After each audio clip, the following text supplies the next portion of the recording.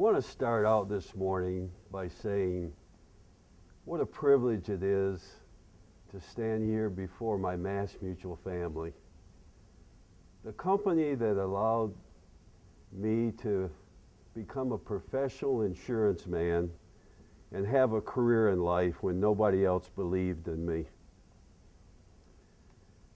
And perhaps it would help you understand my situation if I could take you back to the moment in time when I came out of the jungles of Vietnam, and as a young man, 20 years old, riding on an armored personnel carrier, pulling in between two trees and hitting that landmine and losing my sight instantly changed my life. Now, I'm sure that you can understand that having better than average eyesight for more than 20 years and then finding yourself totally blind in an instant came as quite a shock. As typical for most people blinded under these circumstances, I felt as though it was useless to live on after having lived in a sighted world. This part was most frustrating to me. My frustration stemmed from two sources. First was from those people who said they wanted to help. Don't call us, they said. We'll call you. And you know, somehow that phone would never ring. My mind goes back in time to think how much I was trying so desperately how to accept myself and figure out a way to fit back into society.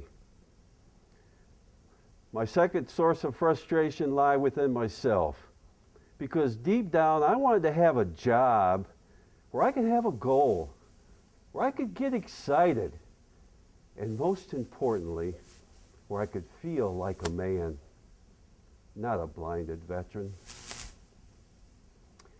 I just couldn't find that kind of a job. The Flint Journal had done a story on me about my loss of sight. And I'll have to admit to you at this stage of my life, my attitude was quite negative. But the night the article appeared, a gentleman by the name of Denny Floden, the Assistant General Agent of the Massachusetts Mutual Life Insurance Company in Flint, called me. And I told Denny, because of my attitude at that time in my life, that I'd never heard of the MassMutual, and I thought he's coming out and talking to me would be a waste of his time. He kind of chuckled on the other end of the phone and said, "Howard, MassMutual's never heard of you either."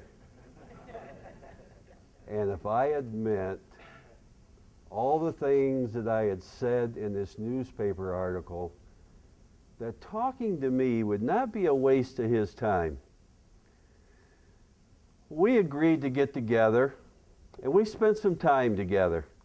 We talked about the good and the bad, the top and the bottom of the life insurance business.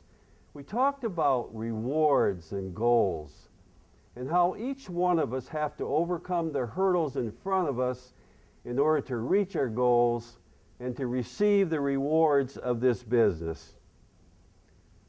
To make a long story short, I was hired by the MassMutual in July and started selling that month. Finally, I had found something where I could get excited, and most importantly, where I could feel like a man.